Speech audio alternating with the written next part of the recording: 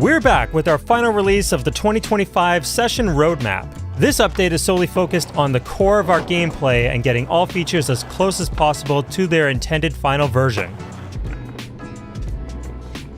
We have performed a pass at the major physics and navigation issues hindering Session's gameplay. The first stop was ensuring that we had a better weight distribution when on board and cruising, avoiding your front truck diving off the sidewalk or drop, and allowing for better overall navigation. These changes allowed us to address the player being unrealistically pulled up from banks, making it harder to predict your line. You should now be able to consistently gauge your speed and line up your tricks when skating transition.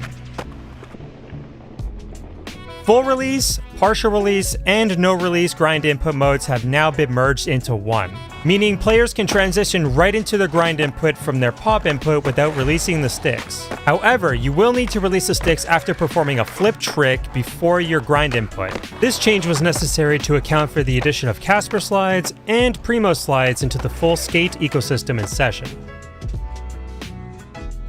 As part of our push to achieve our true SkateCore V1, we had to address the much overdue experimental menu. It is important to note that these features strongly influence the main control scheme, overall feel, and flow of the game, so certain concessions had to be made. All tricks and options from the experimental tab have now been relocated into other settings. Casper and Primo can now be found in flip trick settings, lip tricks can be found in grind settings, and finally, city life and map layouts can now be found in the new map menu. On our journey to achieve Session's true SkateCore V1, there have been a lot of gameplay fixes for this update, so let's just go through some of the highlighted ones. The skater's feet now look more natural when performing low pop nollies and low pop ollies. You no longer fall when doing board slides and lip slides on ledges. Smith grinds on ledges have been improved. Wheel bite friction now functions as intended.